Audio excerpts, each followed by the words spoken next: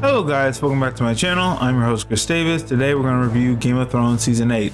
Sorry about the uploading schedule about last week, but we're going to get back on track this week. With this video, I'm going to give you guys my thoughts, what I thought of this season, and then I'm going to give you the highlights, what I liked. But I just had to say, with Game of Thrones Season 8, it's a dumpster fire. Season, just the way it ended, it ruined the rest of the season. There were some pretty cool moments in the season, but the way Season 8 ended, it just made Season 8 a dumpster fire. I don't say it ruins the whole series. It definitely puts a blemish on the series, but the whole series is still good. It's just Season 8, just the way it ended.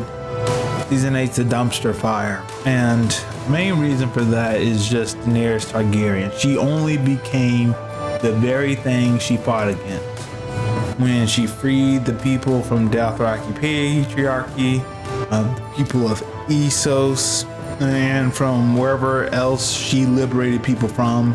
She preached about not being a tyrant, being a fair ruler, and she only became that. Again, just the way the season ended, it just ruined Season 8. Now, there were some pretty cool parts in Season 8. So, the beginning, where you had Daenerys Targaryen and Jon Snow riding together into Winterfell, trying to show the people of Winterfell that they're united and that Daenerys Targaryen is a better ruler than the rulers of Westeros, better than Cersei Lannister, and she's here to protect the people of Winterfell from the Night King and his dead army.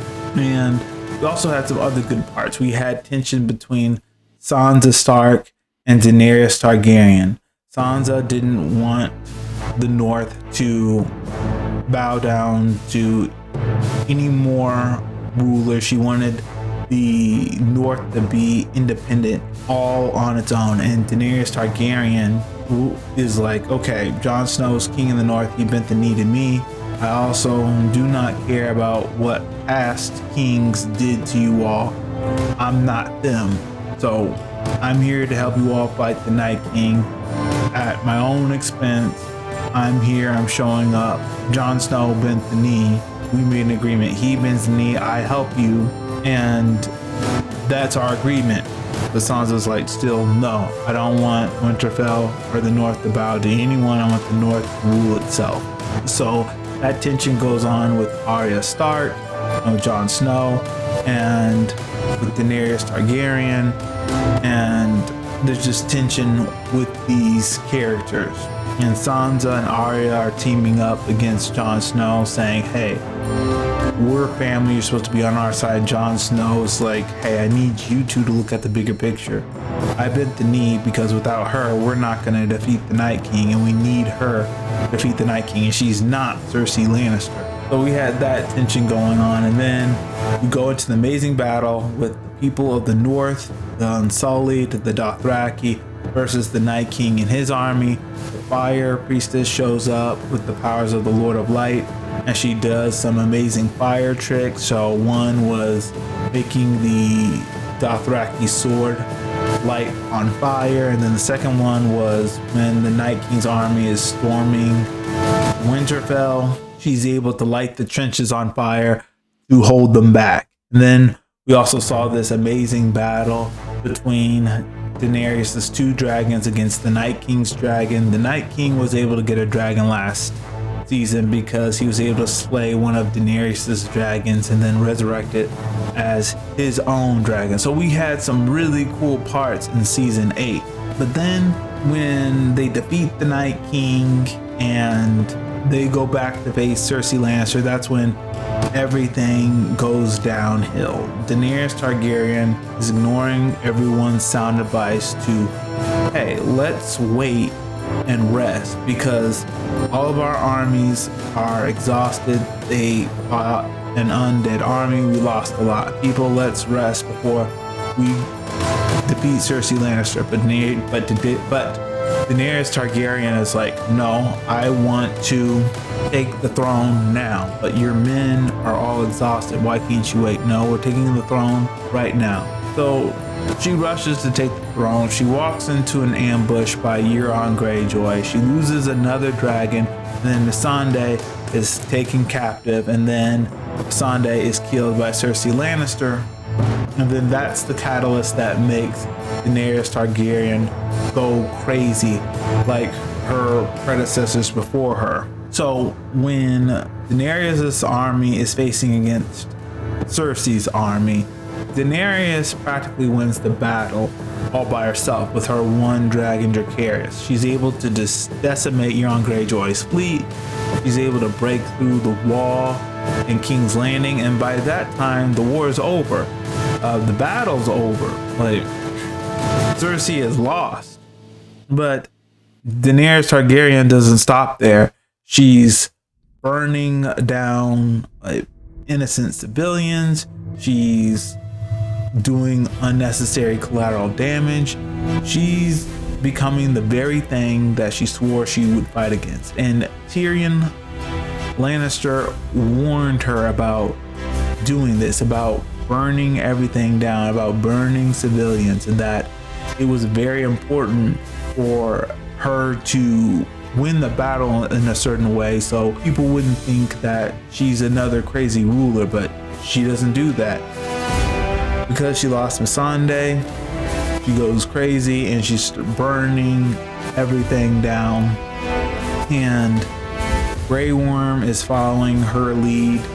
Even after the Lannister army is already surrendered, he's killing more people, and then the Northmen are starting to kill people, and they're killing people who've already given up. They're killing people who can't fight back, and they're killing civilians, women and children. Daenerys is burning people alive. She's gone completely crazy. And then after Cersei's killed, she's making this speech about not making Westeros better, but going around conquering other nations as well.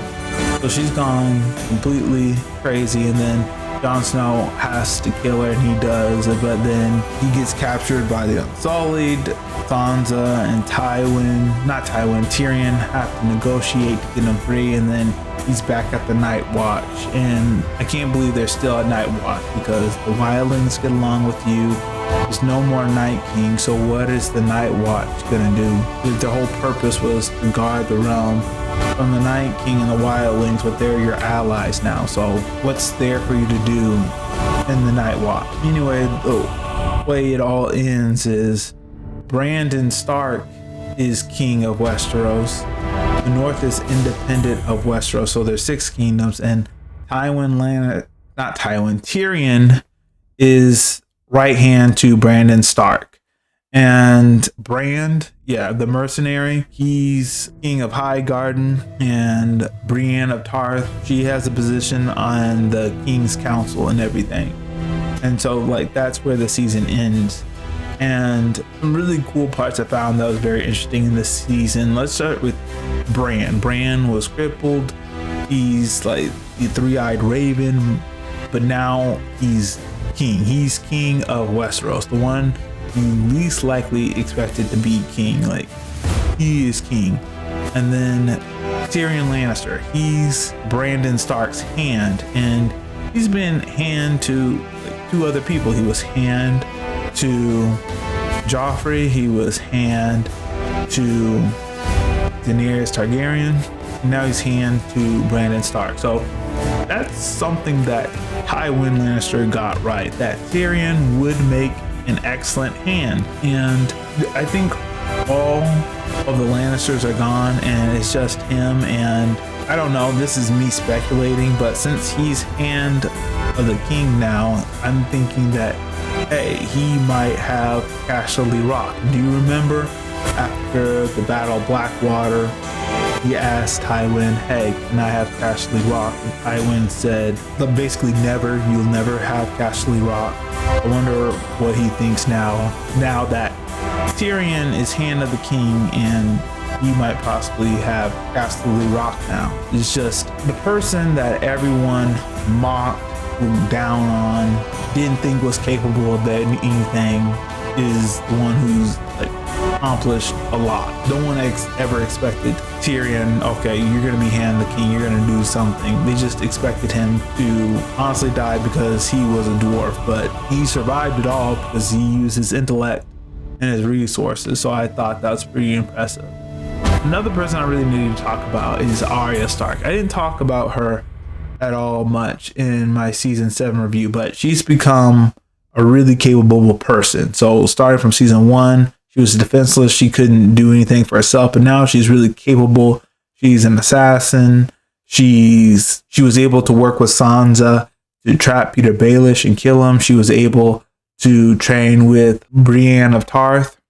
And in her training session with Brienne of Tarth, she was able to beat Brienne of Tarth, which was really incredible. And she was able to kill the Night King. Though part of it, to me, wasn't believable. I don't think she should have been able to easily get past the Night King's guards so quickly and then be able to stab him. I didn't think that part was believable, but she's become a really capable person. So I wanted to mention Arya Stark.